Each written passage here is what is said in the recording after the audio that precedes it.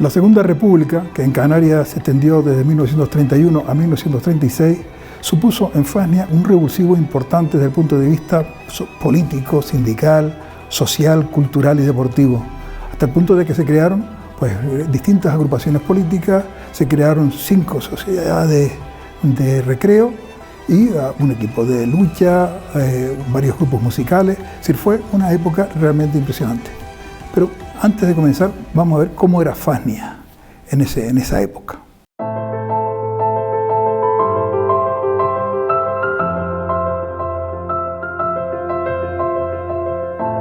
El 14 de abril de 1931 se proclamó en España la Segunda República, la primera democracia en la historia de España.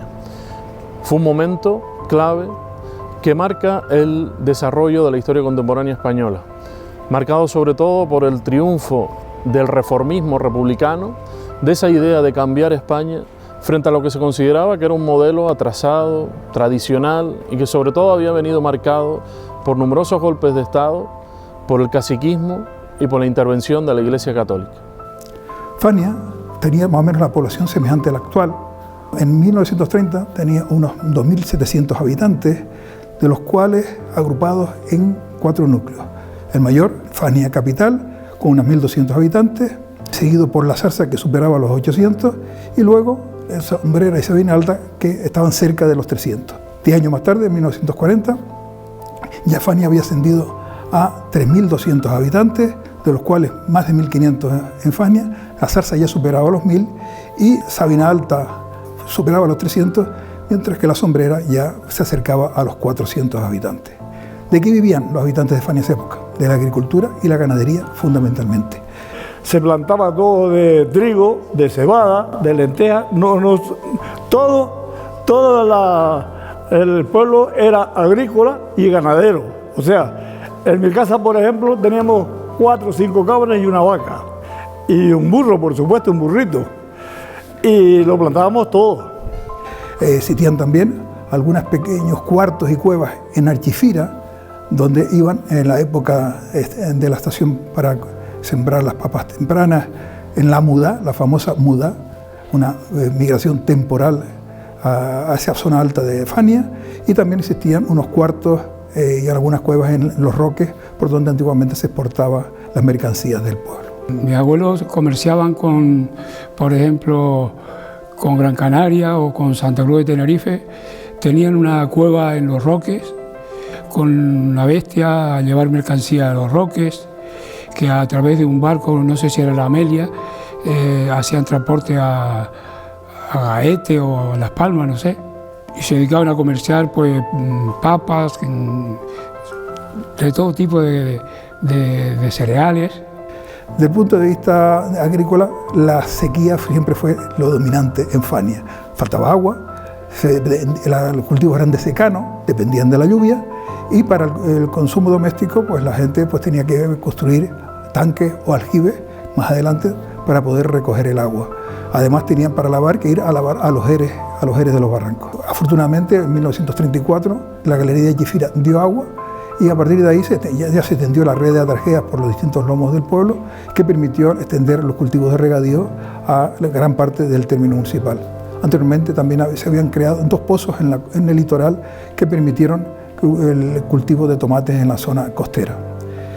Desde el punto de vista económico también Fania contó en esa época con varios molinos de gofio, con un horno de ladrillos y tejas, con carpinterías, zapaterías, panaderías, herrerías, y además también se extraía arena de los barrancos para la construcción.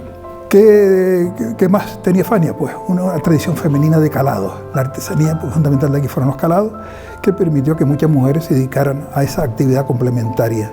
Los organismos principales de Fania eran el Ayuntamiento y el Juzgado, que por entonces estaban en locales alquilados. Primero estaba en una casa en la calle del Calvario y luego estuvieron en un caserón de Perlaza en la calle San Joaquín.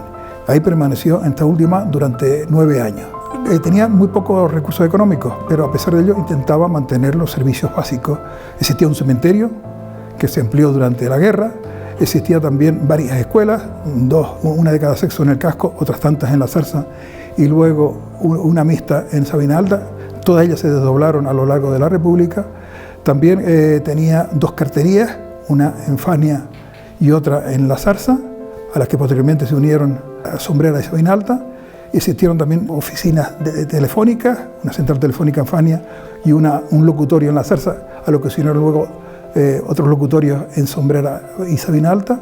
Desde el punto de vista religioso, Fania tenía por entonces una sola parroquia, la parroquia de San Joaquín, con una iglesia que estaba en ruinas porque se había demolido antes de la República, y las funciones religiosas se hacían en la sacristía, en la pequeña sacristía, hasta que en 1933 se inauguró la nueva iglesia, aunque todavía siguió en obras durante algún tiempo.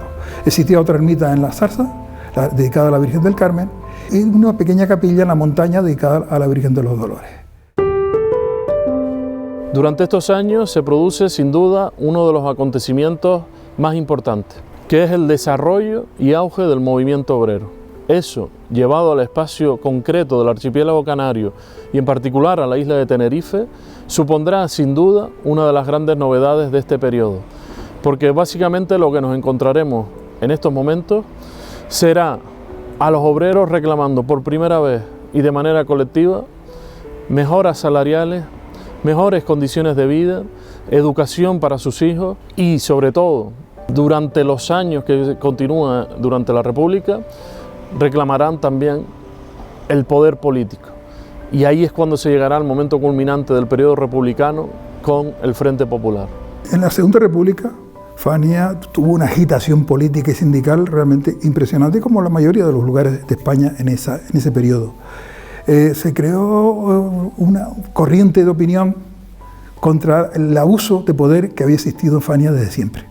El adalid de esa lucha fue Emiliano Díaz Castro, un abogado faniero, que desde la prensa comenzó a reclamar los derechos de los pueblos del sur, a protestar por el abandono que sufrían y a luchar contra el caciquismo imperante en aquella época. Esa lucha de Emiliano Díaz Castro, unida con la creación del primer partido político, que fue el Partido Republicano Tinerfeño, hizo que a partir de ahí comenzara realmente la lucha partidista en Fania.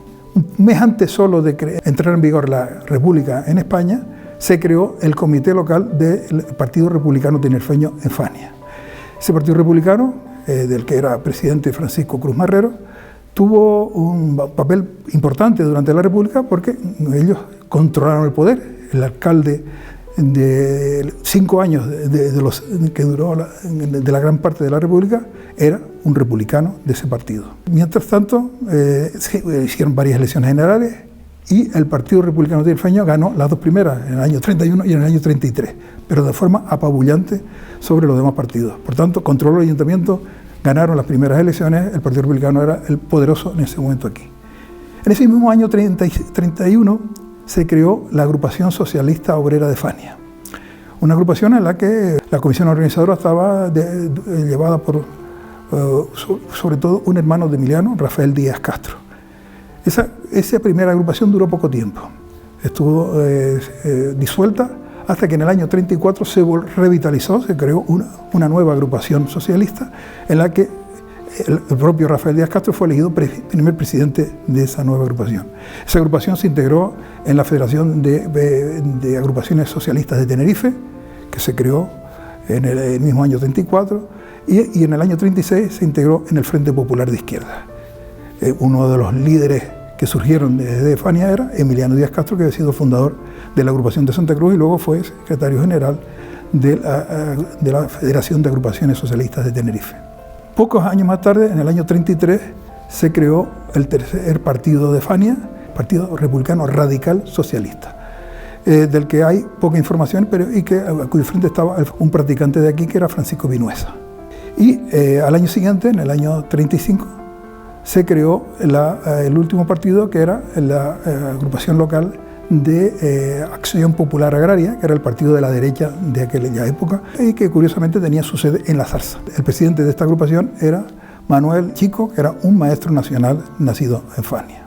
Al margen de esos 4 partidos, esas 4 agrupaciones políticas, se creó una federación obrera al comienzo de la República. A mitad del año 31 se creó la Federación Obrera Comarcal de ambos sexos con establecimiento su sede en La Zarza. Esta agrupación sobre todo defendía los derechos de los obreros que trabajaban en la carretera general y sobre todo en la carretera de Los Roques a la Zarza, que estaba en construcción en esa época, y también se incluyeron en ella jornaleros agrícolas que trabajaban tanto en fincas como en los distintos empaquetados que existían en el pueblo. Esa federación, curiosamente, tenía algunos afiliados de la UGT, pero la mayoría eran de la CNT, eran anarquistas de la Confederación Nacional del Trabajo, y llegaron a tener 40 afiliados. Curiosamente, en el año 34, se disolvió por motivos legales, porque decía que no estaba legalmente constituida, y estuvo así 2 años hasta que en el año 36, al entrar en funcionamiento, al ganar el Frente Popular de Izquierda, el gobernador civil levantó la clausura que existía sobre esta federación y comenzaron una actividad intensa en los pocos meses que quedaban antes del golpe de Estado. También se creó por entonces, en el año 35, un sindicato agrícola tomatero de Fania, que tenía su sede también en la Zarza. Por tanto, en esa época, como vemos, no todo estaba en el casco, en la cabecera municipal, sino la Zarza también tuvo protagonismo con algunos partidos políticos y con algunas agrupaciones sindicales. Al margen de la agitación política que hemos mencionado, hubo también una ebullición sociocultural importante en Fania, como no, la mayoría de los pueblos de España en aquella época, hasta el punto de que se crearon 4 casinos o sociedades de recreo en los distintos barrios del municipio, que se unieron al único que existía con anterioridad, que era el casino del casco de la cabecera municipal de Fania. La vida en estos casinos era importante, sobre todo porque era salir del duro trabajo agrícola de esta gente y ganadero y tener un rato de ocio. Fundamentalmente se centraban en los bailes. En la segunda actividad era cultural, conferencias, veladas culturales, literarias, musicales, y también por las tardes los hombres se reunían a hacer juegos de mesa, fundamentalmente distintos juegos recreativos. El primer casino que dije que existía con anterioridad en Fania era la Sociedad Cultural 1 de Febrero. Se fundó en 1928 y el primer presidente fue Emiliano Díaz Castro. Esta sociedad salió con mucho en la prensa porque sobre todo por las fiestas hacía unas veladas culturales realmente impresionantes en las que participaban muchos maestros de los que habían nacido en Fania o ejercían en este municipio. Por ahí pasaron las personas más destacadas de la cabecera municipal en las distintas juntas directivas. Entre otros, pues estuvo Domingo Chico González, un maestro muy recordado, y 2 meses antes del golpe de Estado fue elegido presidente José Marrero González, que fue luego el primer alcalde del Frente Popular, el alcalde del Frente Popular de Fania. Y además el último acto celebrado en este casino importante, también que se trascendió en la prensa, fue un homenaje a Emiliano Díaz Castro cuando lo eligieron diputado. Evidentemente, el que el último presidente hubiese sido socialista y luego alcalde del Frente Popular y que el último acto fuera un homenaje a un socialista hizo que esta sociedad estuviera en el punto de mira de los sublevados nada más producirse el golpe. A lo largo de la República se fundaron otros 4 casinos, como dijimos. En el año 32 se creó la Sociedad Unión Cultural 1 de Mayo de la Zarza, que también tuvo una actividad muy parecida, con bailes, con veladas socioculturales importantes en ese barrio que era el segundo en tamaño del municipio. Estamos hablando que en esa época ya estaba rondando los 1000 habitantes. En ese mismo año, 1932, se creó también un casino en Sabina Alta, que era la Sociedad Unión Agrícola de Sabina Alta. Esta sociedad permaneció poco tiempo, no hay muchos datos de ellas en la prensa, pero tuvo una actividad también interesante para ese pequeño barrio, que curiosamente ese pequeño barrio tuvo un segundo casino, es decir, llegaron a coexistir tanto esa Unión Agrícola como el siguiente, que se creó ya en el año 34, que era la Sociedad El Porvenir de Sabina Alta. Por tanto, siendo el núcleo más pequeño del municipio, llegó a tener 2 casinos en la Segunda República. El presidente era vecino de La Sombrera y los demás eran fundamentalmente de Sabina Alta. Y hubieron ahí 2, el presidente era Isidro Díaz, que luego fue concejal socialista, y el secretario era Ramón Frías, que también fue concejal socialista. Y el último casino que se creó fue el Unión Club de La Sombrera, curiosamente, probablemente por influencia de ese hombre que había sido presidente del Porvenir, porque él fue el primer presidente de la Unión Club. Por tanto, un hombre de La Sombrera que volvió a su pueblo y creó ahí un casino, pero que duró poco más de un año. Ya fue en el año 35, cuando ya estaba a punto de acabar la República. Por tanto, hubieron esas 5 sociedades simultáneamente funcionando tanto en la cabecera como en los distintos barrios del municipio. Y además de eso, en esa época se celebraron con frecuentes bailes en casas particulares. Era normal que la gente acondicionara un salón en unas casas, y pedía autorización al ayuntamiento, el ayuntamiento se la daba, sobre todo, decía el alcalde después, para vender licores y bocadillos con lo que sacaban algún dinero. Y de hecho, evidentemente, durante la guerra se suspendieron los bailes, y una vez acabada la guerra, el alcalde pidió al gobernador que autorizara los bailes, porque era la única forma de recreo que tenían los vecinos, y que de paso servía porque muchos vecinos se le habían dirigido a él pidiéndole esa posibilidad para sacar un dinero con esa venta de licores y de bocadillos. Había un casino y precisamente la orquesta nuestra tocó muchas veces allí. Entonces no había otra cosa que las fiestas, ¿verdad? Y la gente se divertía. Entonces nosotros íbamos, la única oportunidad que teníamos pues de bailar con una chica. Al margen de la actividad de los casinos, un acto que esperaba toda la gente todo el año era la llegada de la fiesta. La fiesta porque era un momento donde estrenaban sus trajes, donde los que no tenían novia o novio los buscaban en ese momento, y por tanto era un lugar de encuentro del vecindario. ¿Qué fiestas había en Fania en la Segunda República? Solamente 3 fiestas locales. Las fiestas patronales en honor de San Joaquín, en el mes de agosto, la fiesta de la Naval de la Virgen del Rosario en octubre, y las fiestas en el barrio de La Zarza, las fiestas de la Virgen del Carmen en el mes de julio. Todas ellas tenían actos religiosos, las misas y las procesiones que todos conocemos, y una serie de actos populares en los que la verbena, los bailes tanto en la plaza como en los casinos y las casas particulares, pues eran un aliciente, aparte de la exhibición de fuegos artificiales, de paseos con música o conciertos de las bandas que se invitaban. Las fiestas de San Joaquín, las fiestas patronales, igual que todas las demás, dejaron de celebrarse durante la guerra. Del año 36 al 38 no hubieron fiestas porque no se podía hacer los actos populares, se hacían los religiosos. Evidentemente nunca se suspendieron las misas y las procesiones, pero se suspendieron todos los actos populares en esos años. Y de hecho, cuando se acabó la guerra, en el año 39, las fiestas patronales de San Joaquín se transformaron en las fiestas de San Joaquín y de la Victoria, porque celebraba el final de la guerra con la victoria del bando nacional y el regreso de los combatientes. Esas fiestas fueron grandiosas, se hicieron por todo lo alto, se trajeron a la iglesia de San Joaquín la Virgen de la Montaña y se trajo también a la Virgen del Carmen de la Zarza. Y se invitaron varias bandas de música, por tanto fue una fiesta realmente por todo lo alto. Mientras que en la Zarza también se hicieron unas fiestas patrióticas al final, en el año 39, organizadas por los niños, en las que se invitaron a los caballeros mutilados de guerra. Sí, por tanto, fue una fiesta también con unas connotaciones patrióticas del bando nacional muy claras, ¿no? Curiosamente, en esa época, la fiesta naval, la fiesta del Rosario, la organizaban 2 comisiones, no siempre la organizaban lo mismo. Los años impares la organizaba una comisión de jóvenes del casco, de Fania, mientras que los años pares la organizaban los vecinos de La Zarza y los barrios anexos, es decir, Sabinalta y La Sombrera. Se alternaban, por tanto, en la celebración de la fiesta naval. Al margen de estas 3 fiestas principales, también se celebraban con cierto interés los carnavales, con bailes, con distintos bailes, tanto en el casino como en las casas particulares, y con un entierro de la sardina, que ya en esa época se celebraba. Y también era más o menos notable la celebración de la Navidad, con parrandas por las calles, también con bailes, y por supuesto ahí también se tenían en cuenta los actos religiosos. En el aspecto musical, en la Segunda República, también Fania tuvo su cierta actividad. Evidentemente la más significativa era con las fiestas, porque venían las bandas de fuera, se traían orquestas también de fuera, junto con la orquesta de cuerdas que existía aquí. Pero durante todo el año había actividad musical. También en la fiesta se sumaban las danzas. En La Zarza había una danza de arcos que más o menos se vino a desaparecer, también coincidiendo con la Guerra Civil más o menos.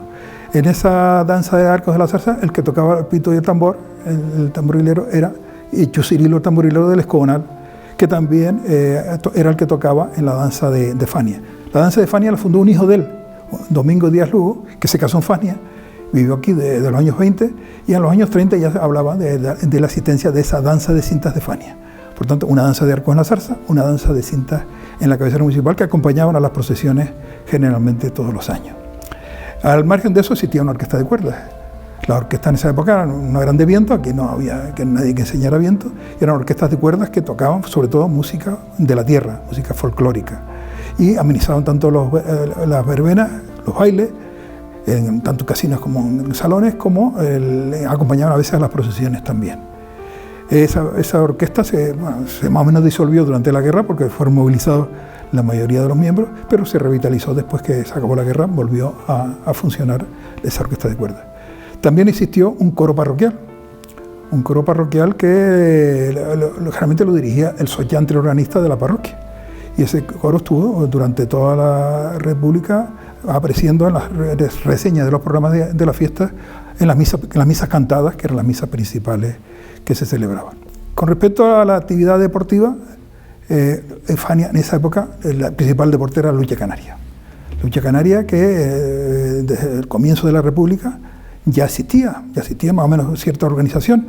De hecho, había lo que llamaban un bando o un partido, no sé, se llamaba un bando o un partido de Fania, algunos de cuyos miembros también lucharon en la selección insular, en la selección del sur de Tenerife, que se enfrentó con la del norte en la Plaza de Toros de Santa Cruz en el año 31. Por tanto, ya habían luchadores de cierto prestigio que iban a formar parte de esa selección del sur. Y a lo largo de la República, sobre todo a partir del año 34, son frecuentes en los programas las referencias a las luchas, en los enfrentamientos entre el equipo de Fania y el del Escobanal, el pique de los pueblos vecinos que se ha mantenido hasta la actualidad. Por tanto, era un aliciente de la fiesta ver ese esperado encuentro entre los dos pueblos vecinos. La lucha en esa época era de lucha corrida, no había límite de luchadores y no había federación, por tanto los encuentros se organizaban llamándose unos a otros y realmente por las proximidades geográficas. Durante la guerra se suspendió la lucha canaria, porque se movilizaron, casi todos los luchas fueron a la guerra, y solamente quedó en manos de los juveniles que estaban por aquí, que mantuvieron la afición luchando también con los pueblos, entre los barrios del propio municipio y con los pueblos vecinos. Una vez que se acabó la guerra, volvió a revitalizarse ese equipo de Fania. En el municipio de Fania, como sucedió en todas las islas, nos vamos a encontrar con una organización, que en este caso será la Federación Obrera, que aglutinará las distintas opciones políticas, sociales, sindicales, que reclaman esas mejoras para los obreros.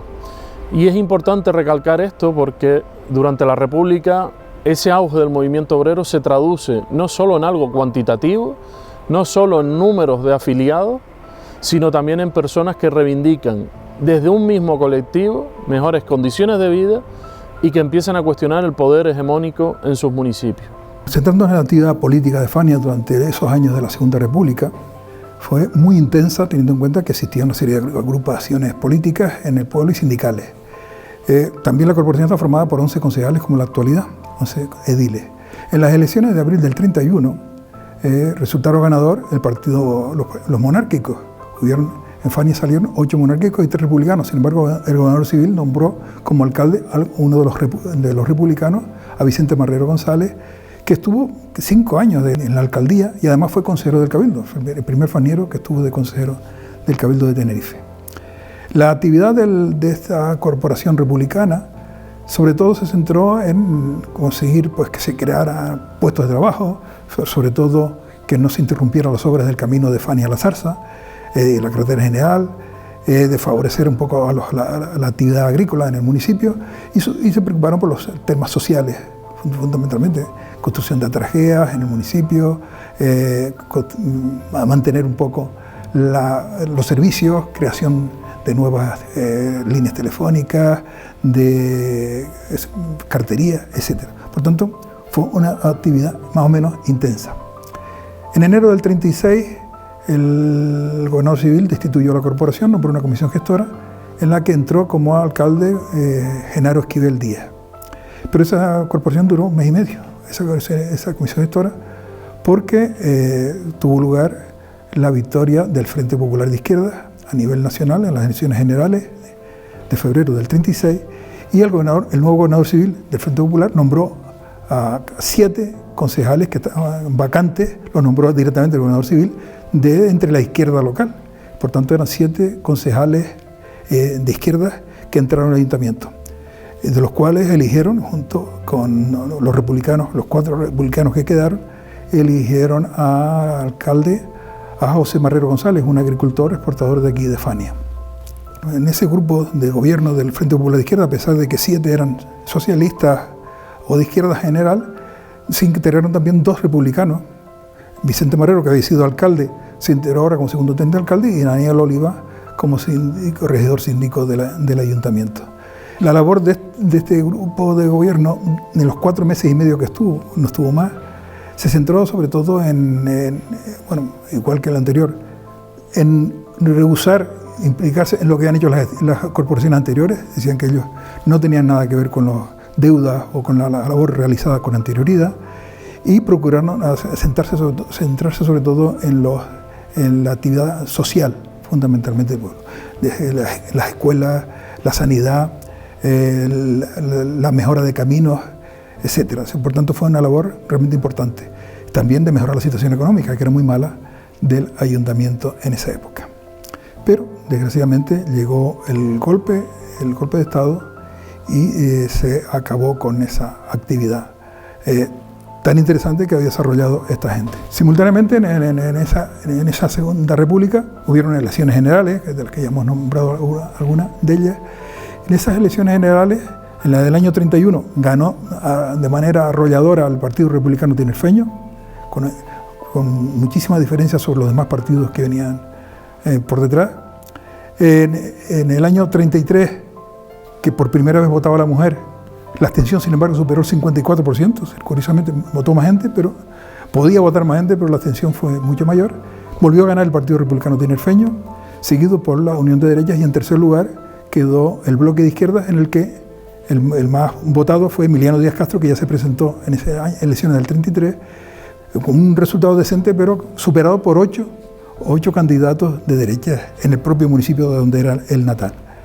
Y en el año 36, en las últimas elecciones generales de la República, volvió a ganar la derecha, en este caso la Unión de Derechas, pero en segundo lugar ya quedó el Frente Popular de Izquierda, en el que estaba integrado el Partido Socialista, y ahí Emiliano Díaz Castro tuvo un bastante buen resultado. Sin embargo, no ganó tampoco aquí en Fania, fue superado por 3 candidatos de derecha. Pero salió, al nivel provincial, salió elegido diputado. Y poco después de esas elecciones se celebró en Fania un homenaje a Emiliano Díaz Castro por haber sido elegido diputado, y como despedida porque tenía que irse a Madrid a participar en el Parlamento que estaba en la capital de la nación. Ese homenaje se le tributó en la Sociedad Cultural 1 de febrero, el Casino de Fania, que él había fundado, del que él había sido el presidente fundador. Y fue una participación importante del pueblo y de gente de fuera, de los alrededores, que vinieron a alabarlo y a sentirse muy a gusto diciendo lo que iba a defender en Madrid, a la defensa del obrero y de la gente pobre. Bueno, fue un acto bonito, emotivo, alegre, que se vio truncado muy poco después por el golpe de Estado. Sin tener en cuenta qué sucede durante la República, cómo se organiza esa federación obrera, en este caso en Fania, pero en otros puntos de la isla de Tenerife, no se entiende por qué a partir del 18 de julio de 1936 se inicia un proceso represivo que marca sin duda el devenir histórico de Canarias, puesto que supondrá la eliminación física de los principales líderes republicanos, sindicalistas y de los partidos de izquierda, pero también la desarticulación del movimiento obrero, el objetivo principal de la represión franquista.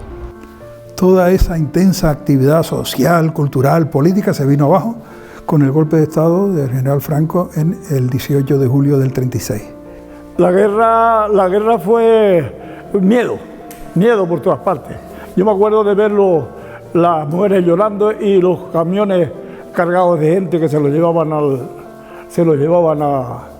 Bueno, yo era un niño, yo nací en el 33, o sea que la guerra empezó cuando empezó tenía 3 años. Pero ya recuerdo a la gente llorando en los camiones cargados de todo el que servía algo, que lo llevaban a la guerra. Lo primero que me acuerdo es cuando íbamos con mi hermana a buscar, que nos daban una cartilla de racionamiento para ir a recoger la comida, el aceite, el azúcar. Pasaba por allí, te lo notaban y hasta que no se determinara, hasta que te tocara no te daban más.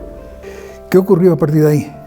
Pues en Fania se sufrió una represión importante de todas aquellas personas que formaban parte de esos partidos de izquierda o de esas sociedades consideradas marxistas por parte de la gente que había dado el golpe de Estado. Somos de izquierda y la gente que es de derecha, pues como que a lo mejor decían algo, si se reían de algo, o a lo mejor se ponían a reírse a lo mejor de alguna cosa y a lo mejor alguna cosa de eso sería, pues no sé, porque yo era una persona tranquila. El primer incidente importante que hubo en Fania al comienzo de la guerra o inmediatamente después del golpe fue que una reunión celebrada el 19 de julio, al día siguiente del golpe de Estado, en la venta de la madre de Emiliano Díaz Castro, aquí en Fania, en la que participaron unas 15 personas, decidieron dinamitar el puente del Barranco Erque, que en el límite entre Fania y Güímar, para evitar el transporte de los militares hacia el sur y atraerlos hacia el sur, porque dice que en Santa Cruz estaban presionando mucho a la clase obrera y así obligaban a que vinieran hacia el sur, pero se quedaran detenidos sin poder entrar en Fania. Decidieron de poner unos petardos en el puente. De hecho, esa misma noche, el 19 de julio, pusieron 2 petardos en el puente, que simplemente tiró los muros, pero no rompió el puente. Y vista que no se había conseguido el objetivo, al día siguiente pusieron otro petardo que tampoco hizo mayores daños. Eso fue un intento fallido, pero que provocó que las autoridades golpistas pues reprimieran con intensidad a las personas que habían participado. Y de hecho la Guardia Civil hizo un atestado en el que prácticamente todos ellos fueron detenidos. Al momento de la guerra, mi padre fue el que lo acusaron por poner eso en el puente, y mi padre estaba en la zarza en una fiesta. Después lo llevaron preso y estuvo 5 años y meses en un barco que hubo ahí, y estuvo, o sea, ahí le hicieron de todas las inquisiciones que había, y gracias a que después aprendió cocinero y se salvó, porque por la noche salían, los cogían con un hierro en la cabeza y para el fondo del mar. Y mi padre le decía, cuando declaraba, le decía, ¿cómo yo voy a ir a volar un puente poniéndole eso encima del borde? Si lo fuera a volar, lo pondría en el fondo, en el pie. Y eso es lo que yo siempre lo oía decir a él. ¿Qué ocurrió en Fania en ese momento? Pues se crearon una serie de agrupaciones paramilitares. Tras el golpe de Estado se creó a nivel por la autoridad militar en Canarias la institución de Acción Ciudadana, un cuerpo paramilitar formado por gente del propio pueblo. En el caso de Fania eran 12 personas, encabezadas como jefe por Genaro Esquivel Díaz, y eran todos ellos agricultores, la mayoría, prácticamente todos agricultores, de entre 18 y 60 años de edad, que todos ellos armados con un mosquetón. El papel de Acción Ciudadana era complementario de la Guardia Civil. Ellos eran los que conocían a la gente, sabían quién era de izquierda, eran los informantes, y la Guardia Civil luego los detenía y los mandaba para Santa Cruz. Ahí en las vistas había una señora que no, para descanse esté su alma, que cuando bajaba aquí abajo, hablaba con el equipo de ella, con los de derecha. Por la tarde, la Guardia Civil iba a buscarla, a quien fuera. O sea, decía que tal, que a lo mejor era mentira, claro. Pero eso, como bajara ella para abajo, por la tarde ya iba a venir la Guardia Civil a buscarla, a alguien. Simultáneamente se crearon las milicias de Falange. Ya en el año 36 ya habían falangistas en Fania, que en enero del 37 se organizaron en un cuartel de milicias, cuyo jefe era el secretario del Ayuntamiento, Domingo Pérez Núñez. Él mismo propuso incluso qué grupo debía formar esas milicias. Y ese cuerpo de Falange se unió con la milicia Acción Ciudadana. En junio del 37 se disolvieron la Acción Ciudadana y se integró completamente. La Acción Ciudadana se integró en las milicias de Falange, que siguieron incluso durante toda la guerra e incluso después de la guerra civil. Al margen de eso, se creó en Fania también un destacamento de la Guardia Civil. Desde los años 20, Fania había pedido como que se creara aquí una casa cuartel de la Guardia Civil, pero no se lo consiguió. Pero al comienzo de la guerra ya se nombró un destacamento de pocos guardias, pero que eran los que aquí hacían todo el papel importante de buscar armas, detener a los enemigos del movimiento, con la ayuda, como dijimos, primero de Acción Ciudadana y luego de Falange. Por tanto, Acción Ciudadana desapareció, pero se quedó sustituida por ese cuerpo complementario de la Guardia Civil. Recuerdo de Ciforosa, que vivía en El Hoyo, yo creo que nació en el 1900, ya cuando la entrevistamos tenía 90 y pico años. Ella decía que tenía 3 niños pequeños y como que también la estaban hostigando mucho, iban a la casa, la sacaban de la cama, la sacaban medio desnudos fuera, les atormentaban mucho. Y entonces, debido a eso y también a la hambruna que estaban pasando, pues decidieron ir para el Pinar, para la Pasada del Hornito. Tras el golpe de Estado, una de las primeras medidas que se tomó fue disolver el ayuntamiento del Frente Popular. El golpe de Estado fue el 18 de julio del 36 y el 20 de julio se disolvió el ayuntamiento y se nombró una comisión gestora cuyo alcalde fue Genaro Esquivel Díaz. Que luego en el mes de agosto se ratificó ese nombramiento y la de su pequeño equipo que formaba parte de esa comisión gestora nombrada directamente por los militares. ¿Qué medidas tomó ese primer ayuntamiento? Evidentemente lo primero que le interesaba era el reclutamiento de soldados para el Ejército Nacional. Por tanto, tomaron muchas medidas y se preocuparon mucho porque fueran alistados todos los soldados que hacían falta de los distintos reemplazos para formar parte de enriquecer ese ejército. Además, comenzaron a tomar medidas, entre otras, el cambio del callejero. Había una orden nacional que decía que aquellos nombres vinculados con la izquierda había que desaparecerlos. Estos se pasaron de frenada, incluso quitaron nombres tradicionales, no ya de políticos, sino tradicionales, porque el Frente Popular, curiosamente, no cambió ningún nombre. Y estos hicieron todo lo contrario, nada más entrar, empezaron a poner nombres de generales del Ejército Nacional y de héroes del Ejército Nacional a un montón de calles, tanto de la Fania como de la Zarza. Además, a Franco se le nombró hijo adoptivo de Fania. Inmediatamente, al año siguiente, se apoyó la construcción económicamente la construcción del monumento a Franco en Santa Cruz. Se compraron un retrato de él para poner en el Salón de Plenos y un par de años más tarde se le dio el nombre de General Franco a la plaza principal del pueblo, a la plaza de la iglesia, porque antes se le había puesto la plazoleta que está en el cruce de la carretera general y era muy pequeña, y entonces se decidió sustituir ese nombre de la plazoleta por la plaza principal del pueblo. En el año 79 se quitaron esos nombres franquistas y se quitó el nombre de General Franco de la plaza, afortunadamente en esos años. Al margen de la disolución del ayuntamiento, también se disolvieron en aquel momento todos los partidos políticos. Por supuesto, todas las agrupaciones políticas republicanas desaparecieron, fueron disueltas. Se disolvió la Federación Obrera y se disolvió también las 5 sociedades recreativas y culturales de Fania, los 5 casinos que existían, porque, como vimos, algunos de sus directivos eran de izquierda. La orden del 3 de septiembre del 36, que todas aquellas sociedades consideradas marxistas o que sus dirigentes eran marxistas, había que disolverlas, clausurarlas. Y además al mes siguiente, en el mes de octubre, se incautaron de todos sus bienes. Todos los bienes que tenían de esas distintas sociedades fueron incautados por la Guardia Civil y llevadas a casas particulares de gente afín al movimiento, por supuesto, entre otros el propio alcalde que recibió parte de esos muebles. Tras el golpe de Estado comenzó, como dijimos, la represión intensa sobre todo aquellas personas consideradas de izquierdas en el municipio.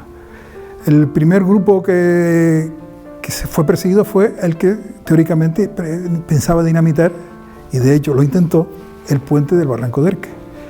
Esas 15 personas, de las cuales 8 eran de Fania y el resto eran de otras localidades, sobre todo del municipio de Güímar, del Escobonal y de Güímar Casco. ¿Qué ocurrió con ellos? Pues 3 lograron huir, no se encontraron, 1 de Fania y 2 del Escobonal, y los otros 12 sí se localizaron y se detuvieron. Todos fueron detenidos inicialmente por un parte de la Guardia Civil de Fania. Se le hincó un expediente, una causa, y en el año 37 fueron condenados en consejos de guerra a distintas penas, entre 6 y 20 años de cárcel. 6 el menos y 20 el más de esos detenidos. Además, fueron inhabilitados por el tiempo de la condena para cualquier cargo público. Y luego el Tribunal de Responsabilidades Políticas de Canarias también los condenó, en este caso, a otra inhabilitación a sumar a la anterior de 1 año y luego a una multa, una sanción económica, también fluctuante en función de los recursos familiares y económicos que tuviera cada uno de ellos. Por tanto, doble condena. Otro grupo importante de represaliados fueron los familiares de Emiliano Díaz Castro. Al ser sobrinos de Emiliano, que era diputado a Cortes, pues fuimos perseguidos por la Falange. En esa época la gente, o sea, las personas, se ponían una camisa azul, le daban un mosquetón y se creían dioses ya. Y entonces estaban prácticamente huyendo. Nosotros casi nos escondíamos del miedo que teníamos. A la cárcel fueron, que yo recuerde, mi tío Juan, mi tío Rafael y mi hermano, que tenía nada más que 18 años, Conrado. Conrado creo que tenía 18 años nada más, y ya lo llevaron a la cárcel. El otro más viejo, Juan, ya fue a la guerra y tuvo la suerte de pasarse de Francia, de la guerra del Ebro, de Barcelona a Francia. Tuvo la suerte que no lo mataron. Pero ellos pasaron la familia, iban allá arriba a Chicago y les revolvían todo. Y la familia, ¿qué culpa tenía? Ni él tampoco. De hecho, él no lo pudieron localizar, él estaba lo cogió el golpe de Estado en la península. Y entonces lo que hicieron es, venían con frecuencia a registrar la casa, a ver si estaba por ahí, a molestar a la familia. A la hermana de Elmira le llegaron a poner una pistola en la cabeza para que dijeran dónde estaba, que evidentemente no lo sabía, porque estaba en la península. Él dijo que venía para Fania y como que entonces los falangistas empezaron como a esperarlo, va a venir, pero nunca llegó a venir. Él ya terminada la guerra cruzó a Francia y allí, junto con otros exiliados, pues se organizaron y terminaron cogiendo un barco y yéndose a México, ¿no? Allí él, pues sí, fundó una librería que se llamaba Nivaria. Toda la vida allá en México, no, él sí estuvo aquí en Tenerife. Él venía a casa de mi madre, estuvo viniendo un par de veces, vino de México aquí a Fania y se quedó en casa de mi madre, en las vistas. Él vino 2 veces aquí. La primera vez estuvo conmigo, lo llevé le encargaron allá en México un paquete para traérselo a unas monjas que vivían en Granadilla, y fui yo con él y no se me ocurrió a mí sino ir por la cumbre, por la carretera dorsal, y dio la casualidad que llovió tanto que el agua se pasaba de un lado a otro de la carretera. Y mi tío se puso enfadado, decía, mi madre, esto no me ha pasado a mí nunca, no sé. Pero ten en cuenta que entonces la carretera del sur, como era, no había autopista, no había nada, y a mí me parecía que era lo mismo ir por la cumbre que ir por el otro lado, ¿no? Y empezaron a detener, aprovechando lo del puente de Barranco Ver, que detuvieron a 2 hermanos, Juan y Rafael Díaz Castro, a un sobrino, Conrado Cruz Díaz. El que estaba con él era Conrado. Él también eran tanto lo que le pegaban que hasta que echaba sangre, y entonces él se reveló que sí, porque ya no podía aguantar más. A un primo, Domingo Castro, una hermana y una prima de Emiliano también fueron detenidas. Delmira y Celedonia fueron detenidas porque dice que cuando hundieron el crucero Baleares por el ejército republicano se reían con mucho regocijo. Y entonces un falangista las denunció y fueron detenidas por eso. Estuvieron en la cárcel 2 meses, y cuando salió la sentencia la habían condenado a 2 meses. Luego, cuando ya lo habían cumplido, la dejaron en libertad a las 2. Después llevaron a Delmira y a Celedonia la llevaron también, porque ellas también fueron a defender la familia y también la llevaron presa. Esas entrevistas que le entrevistamos a Edelmira, de mi abuelo Juan, en mi familia prácticamente no se hablaba. O sea, yo pasé toda la infancia sin saber nada. Ya en la juventud empecé a indagar un poquitito, hicimos una asociación que se llamaba Asociación Juvenil y Cultural Ventear, y empezamos una serie de jóvenes a interesarnos por qué había pasado en el pueblo. Y bueno, en una de esas entrevistas que le entrevistamos a Edelmira, y ella sí contaba de que estuvo también presa, porque se había reído con gran satisfacción cuando se hundió el velero en un barco frente a las costas aquí de Tenerife, que dice que lo habían hundido los rojos, el velero o el barco se llamaba Baleares, decía Edelmira. Y entonces solamente por eso que se había reído, pues la llevaron. El tercer grupo importante de detenidos en Fania fueron los que formaban parte del ayuntamiento del Frente Popular. 2 de ellos ya habían sido imputados por estar implicados en el intento de dinamitación del puente de Barranco Ver, que entre otros el alcalde, José Marrero González, ya había sido condenado por eso. Con el resto se fueron detenidos preventivamente y al final pues no fueron condenados a mucho tiempo, fueron condenados a una inhabilitación, una media de 3 años, y a una sanción económica fundamentalmente, pero ya habían pasado como presos preventivos algunos varios años en la cárcel. Incluso también pasaron años en la cárcel 2 republicanos que no eran socialistas, que habían formado parte del grupo de gobierno, como dijimos, Vicente Marrero y Daniel Oliva. Por tanto, hubo una represión importante ahí. También hubieron huidos, pocos, pero hay algunos huidos. Hubo gente que se escondía, bueno, aquí Fania está toda agujerada con las galerías, ¿no? Y entonces se escondían ahí en esas galerías. El más célebre es un tal Adolfo, que era anarquista, trabajaba en las fincas de los Díaz Castro. Se acusó también de estar en la reunión, de participar en la dinamitación del puente del Barranco Erque. Y este hombre huyó y estuvo varios años escondido, hasta que al final lo encontraron. Primero lo defendieron incluso los guardas jurados para que no lo encontraran, pero al final fue detenido y ya había perdido la razón. Este dice que se había vuelto loco porque estuvo totalmente aislado, ni siquiera la familia sabía dónde estaba porque tenía tanto miedo que no quiso acercarse a la familia. Lo condenaron a 30 años de cárcel, tanto por lo del puente como por haber huido. Pero al final lo dejaron libre enseguida porque evidentemente ya el hombre no era, ya, con su enfermedad mental, no era un enemigo importante y lo dejaron en libertad condicional en su propia casa, aquí en Fania.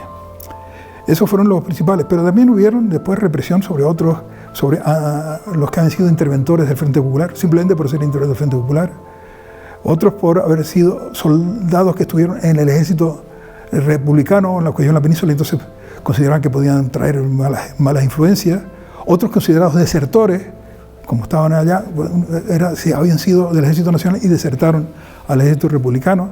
Por tanto, hubieron también algunas condenas, otros por ser sindicalistas, los que de la CNT se detuvieron a varios también por su actividad sindical. Hubieron también una presión sobre los funcionarios, que se les obligó a hacer una declaración de fidelidad al movimiento, pues si no perdían el puesto de trabajo. Si a todos los funcionarios se les mandó una plantilla para que dijeran que ellos estaban a favor del movimiento nacional. Y a muchos maestros también se les hizo un expediente de depuración, que simplemente era para saber qué habían sido en la época de la República, si habían estado afiliados a partidos o a sindicatos. Y a muchos de esos maestros se les condenó a varios meses de suspensión de empleo y sueldo y a un destierro durante años, incluso en otras localidades fuera de donde tenían la plaza, por el mero delito de estar afiliado a un sindicato de izquierda. De hecho, varios maestros de Fania fueron condenados por ese motivo. Incluso también sufrieron represión algunas personas, no de Fania, pero muy vinculadas a Fania. Uno de ellos fue José Galán Hernández, un maestro, escritor, poeta, una persona de mucho prestigio, que estuvo 2 años de maestro en la Zarza y en ese tiempo fue alcalde de Fania durante unos meses. Luego estuvo en Güímar y al final, con el golpe de Estado, lo detuvieron inmediatamente por sus ideas izquierdistas, era un líder de la UGT, y lo desaparecieron. Lo desaparecieron a pocos meses y se cree que fue tirado al mar amarrado a una piedra y murió ahí, desapareció en el fondo del mar. Otro personaje vinculado a Fania era José Carlos Suárez, que estaba casado con una faniera. Este hombre era abogado, era funcionario municipal, fue alcalde de Santa Cruz en el momento del golpe de Estado y fue condenado a, lo detuvieron inmediatamente, le intentaron aplicar la ley de fuga para que si quería salir de la cárcel, dejaban la puerta abierta para que se fuera, para disparar, no lo hizo, pero al final lo sacaron de noche y lo mataron, se cree que en las cañadas del Teide, porque también está desaparecido, no se supo exacto dónde estaba. Y otra persona también relacionada con Fania era una maestra del Escogonal, Nélida Betancourt, que era novia de Emiliano en aquella época, y cuando no lo pudieron detener a él, le amarraron la vida a ella. La interrogaban con cierta frecuencia, hasta el punto que ella se fue a Santa Cruz y cambió de nombre. Fue amargada por la presión que sufrió. También sufrieron intensamente el golpe de Estado y la guerra civil una serie de personas que la gente no asocia con la memoria histórica, que son todos aquellos jóvenes que fueron movilizados a la fuerza para ir al ejército nacional. Canarias no tuvo 2 ejércitos, tuvo uno solo, porque aquí comenzó el golpe de Estado, aquí comenzó la guerra. Por tanto, todos los canarios inicialmente eran todos del bando nacional, del ejército nacional. Y todos esos jóvenes de distintos reemplazos, algunos de hasta 18 años, fueron movilizados a la fuerza. Usted imagina para esas familias el disgusto que suponía que sus hijos jovencitos se los llevaban para la guerra y no sabía si volverían vivos. Que mi abuela pues tenía 8 hijos y se ponían por la noche con el fusil haciendo golpes en el patio de la casa, asustándolos. Entonces ellos temblaban de miedo y decían, ahora nos llevan, ahora nos matan. Y muchas veces los sacaron fuera, pues medios desnudos, llorando, y al final pues eso se llevaron a mi abuelo. Y, bueno, y mi abuela pues se quedaría sola a cargo de todos ellos. Y bueno, luego también se llevaron a uno de los hijos de mi tío, Juan, que se lo llevaron a la guerra, a la batalla del Ebro. Creo que murió allí. No sé si alguna vez llegó a venir en esos años, pero súper jovencito. O sea, claro, y él lo enrolaron en las filas nacionales, por así decir, pero él hubiera querido estar con otras, con las republicanas, pero como que lo obligarían a estar ahí.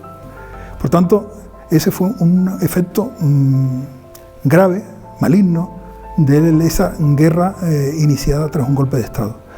En Fania hay constancia de 19 hijos o vecinos que murieron en la guerra. Un alférez, 4 cabos y 14 soldados, de los cuales 15 eran naturales de Fania, de los distintos barrios, de tanto el casco como los barrios de la zona alta. Y 4 eran nacidos fuera de aquí, pero que vivían aquí. ¿Y qué ocurrió con los demás? Pues ustedes imagínense que esta gente tenía, de los muertos, entre 19 años el más joven y 27 el más viejo. Serían jóvenes, muy jóvenes todos. A la familia se les comunicaba esa muerte. Imagínense ustedes un telegrama desgarrador diciendo: ha muerto su hijo en el frente de tal. Muchos de ellos murieron de las heridas, por supuesto, en la propia batalla, de las heridas sufridas allí en el frente. Otros a consecuencia de las heridas, no murieron directamente, sino murieron más tarde en los hospitales a consecuencia de esas heridas. Y varios murieron por enfermedades contraídas en el frente. Es decir, durante la guerra, una con tuberculosis, otros neumonías, etc. Y eso provocó la muerte de esos chicos. En total, como dije, 19 hijos o vecinos de Fania. A las familias se les tenía la opción de tener una ayuda económica por esa muerte, que inicialmente eran los haberes, los sueldos de ellos, que se les mantenía hasta que obtuvieran la pensión definitiva si la alcanzaban a tener. Los beneficiarios eran las viudas, si estaban casados, los hijos huérfanos o los padres pobres de esos chicos, que tenían que hacer unos trámites engorrosos, muy engorrosos, y de hecho algunos no llegaron a recibir la pensión porque no estaban preparados para hacer todos esos trámites. Algunos tampoco se les consiguió porque la pidieron fuera de plazo, cuando se enteraron ya era tarde. Y otros porque, por las enfermedades contraídas en el frente, a la mayoría de ellos no se les concedió tampoco. Eran 3 que habían muerto por enfermedades contraídas en el frente y no se les dio la pensión porque dice que eso no era muerte directa en la batalla, aunque fue por estar movilizados allí, en ese momento. Además de los muertos, hubieron heridos, algunos 8 de ellos heridos graves, hasta el punto que se les declaró caballeros mutilados de guerra. Estos caballeros mutilados de guerra tenían una paga, dependiendo del grado de utilidad o no que tuvieran.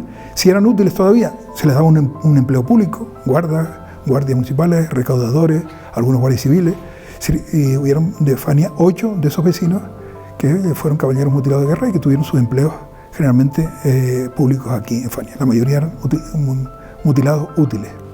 Además hubieron otros 4 mutilados nacidos en otros pueblos que ejercieron en Fania también cargos públicos por ser caballeros mutilados de guerra. Y además de eso, hubieron también 6 heridos de guerra, que algunos de ellos tramitaron la declaración de caballero mutilado, pero no se les llegaron a dar. Por tanto,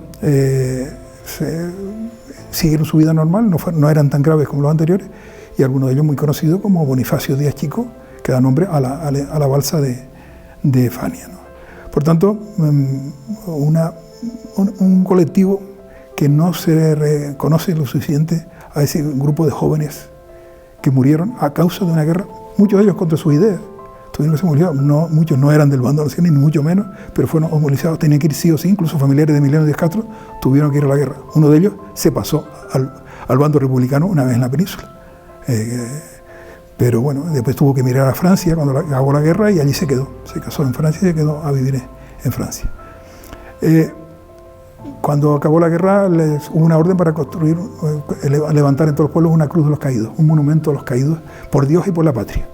Del bando nacional, claro, los que murieron del otro bando, esos no tenían monumento. Y en Fania el Ayuntamiento de Córdoba crear ese monumento en el cruce entre la carretera de General y la carretera de Los Roques. Pero no se llegó a construir ahí. Se construyó un templete pegado a la fachada de la iglesia, a la parte izquierda de la fachada de la iglesia, un templete con una cruz en ese templete y un cuadrito donde estaban enumerados los vecinos de Fania que habían muerto, 15 de ellos nada más, y encabezados por José Antonio Primo Rivera, que no era de Fania, pero también estaba allí en esa lista. ¿Qué ocurrió con ese templete? Cuando se hizo la reforma de la iglesia en el año 67, se eliminó el templete ese. Que curiosamente ese templete lo han utilizado todas las autoridades que venían aquí a dar mítines, cuando venía el gobierno civil o venía otra entidad, subían a ese templete que quedaba por encima de la gente y la gente debajo, pues allí le daban sus mítines, sus conferencias y demás.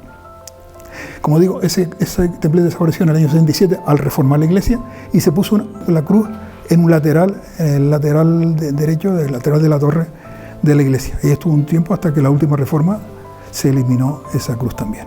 Por lo tanto, ese fue la cruz de los caídos, de una parte de los caídos en esa guerra civil. Sin todo lo anterior, sin entender esa efervescencia social, cultural, política de la Segunda República, no podemos entender el porqué de la intensidad y la dureza de la represión franquista en municipios como Fania o en cualquier otro de la isla de Tenerife. La represión fue algo metódico, planificado y fue algo que respondió, sobre todo, a lo que había sucedido durante el quinquenio republicano.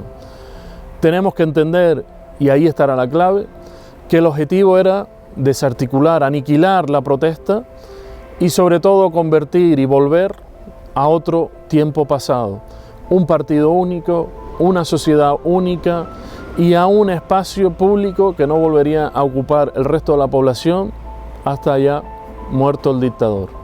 Para nosotros, haciendo uso de una subvención del Cabildo de Tenerife, nos parece fundamental recuperar la memoria histórica del municipio de Fania. Creo que para cualquier administración pública pues, es una obligación recordar de dónde venimos y hacia dónde vamos, porque es importante saber de dónde venimos para saber a dónde queremos ir. Y como digo, aprovechando esta subvención que el Cabildo nos ha otorgado, pues nos permite elaborar este fantástico libro con esta memoria histórica de Fania, además 2 charlas que ya han sido ejecutadas y que han tenido un éxito rotundo, y nos permite bueno, pues contextualizar mucho la memoria histórica de Fania. Yo mismo, sin ir más lejos, me he quedado muy sorprendido pues, con situaciones en las que ubico a algún familiar mío, como por ejemplo mi bisabuelo que fue enviado a la guerra a Zaragoza, ¿no? Y oír hablar de ello a Octavio pues te ubica en la realidad y en aquello que oías a tus mayores, ¿no? Y así todo también me he sorprendido mucho por una persona que es Emiliano Díaz Castro, que yo desconocía más allá de que tenía una calle en el municipio. No sabía muy bien la relevancia que había tenido para la historia política y social del municipio. Y ha sido fantástico descubrir esa relevancia de esta persona, la importancia que tuvo en el municipio y cómo revolucionó políticamente el pueblo, ¿no? La verdad que es fantástico, y por eso vamos a seguir apostando por recuperar la memoria histórica de Fania, entre otras cosas pues con esta nueva subvención en la misma línea que vamos a destinar íntegramente a recuperar esa memoria histórica, pero en este caso solo y en exclusividad de la vida de Emiliano Díaz Castro, que Emiliano además no solamente tuvo una repercusión política importante a nivel insular, sino que también más allá de las fronteras de Tenerife, y también sobre todo la repercusión que tuvo social en Fania y cómo las cosas fueron cambiando a raíz de que él fue revolucionando pues, bueno, toda la sociedad faniera.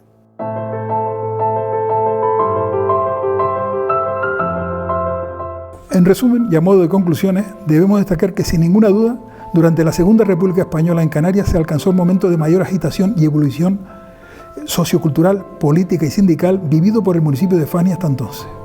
Algunos de los vecinos de los distintos núcleos de población tuvieron en esa etapa una intensa actividad pública, pues formaron parte de las juntas directivas de varias sociedades o agrupaciones políticas locales y en muchos casos ostentaron además cargos en el ayuntamiento.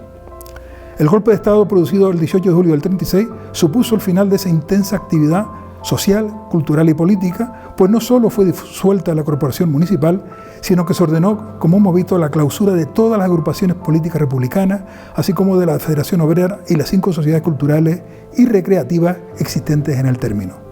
Además, cesó temporalmente la actividad musical y deportiva, al ser movilizados para el frente de guerra casi todos los jóvenes que la practicaban. Con el golpe de Estado y la guerra civil se puso fin a una página intensa e interesante en la historia de Fania, en la que se puso fin a una etapa de gran compromiso político y social que fue interrumpida por la intervención del general Franco.